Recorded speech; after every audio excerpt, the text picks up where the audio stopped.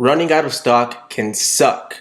Now, to avoid that, and if you are in the unique position that you may run out of stock, do not worry. I have 3 hacks coming up for you that will surely help you in the event that you are about to run out of stock. Check it out.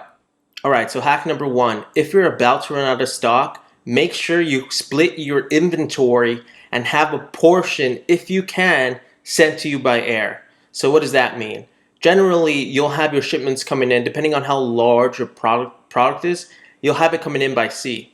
Now, a good way, though it's going to be expensive, but a good way to avoid the treachery of running out of stock would be to reach out to your manufacturer and tell them specifically, hey, look, can you send 20% of my inventory via air? And they'll get you some quotes. It's going to be a bit more expensive, but it's going to pay off more in the long run if you have inventory in stock just in time.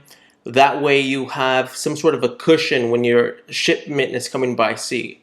Now again, you're going to pay a little bit more for this strategy, but it does help to have a portion of your inventory. If you're shipping by sea already, have it shipped express. They'll fly your inventory out to you and it'll be in stock much quicker. Now another part of that would be to, if you have inventory being currently produced and you're about to run out of stock, have your manufacturer sort of produce in an emergency mode your first 20% of inventory, and as soon as it's ready, ship it out. Now, usually what a manufacturer will do is they'll wait until your entire lot of inventory is finished before they make preparations to send it over to you. Now, in the event, again, of an out of stock, tell them, look, I need inventory quickly. I don't want to wait for the entire time frame for all of my units to be produced. As soon as you have 20% of the inventory, I'll pay a little extra. I need you to ship that out for me ASAP by air. And usually, especially if you've been working with your manufacturers for a while, it's no problem. They'll take care of this for you right away. But this does 2 things. It'll save you time.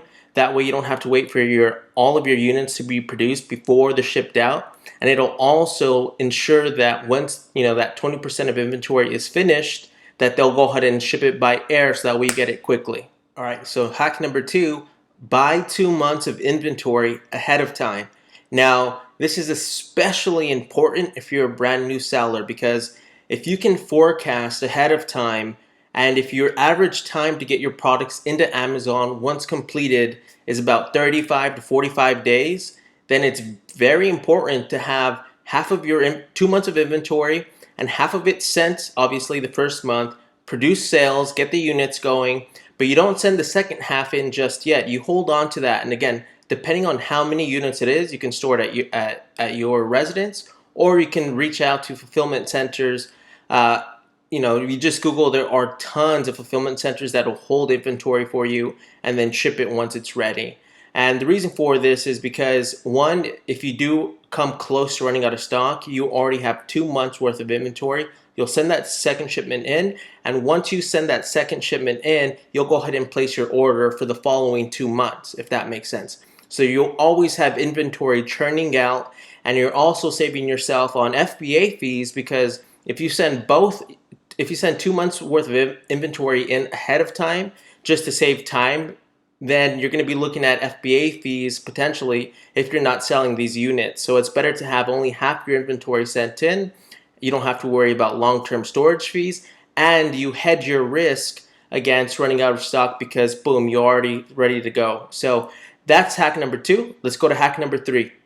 All right, so hack number 3, raise your price 20%. Raising your price by 20% could save you precious time and could give you maybe 3 to 7 days of vital in-stock time, and it might be just enough cushion to get your inventory into Amazon and checked in. Now, a lot of people can argue with that sometimes, and they'll say, well, if you raise your price, it'll hurt your conversions. And that's pretty silly, because if you think about how many variables go into the Amazon's algorithm, to think one variable is going to that'll completely topple over your listing is absolutely nuts. And again, it's only 20%. So what you're going to be doing is you're going to earn more money, and Amazon actually encourages higher prices if your product is high quality, because they also make money. They make more money the higher priced your goods are. So You know, to think that raising your price is going to hurt you dramatically is just not going to be the case. Okay, so this is, you know, emergency mode. You're about to run out of stock.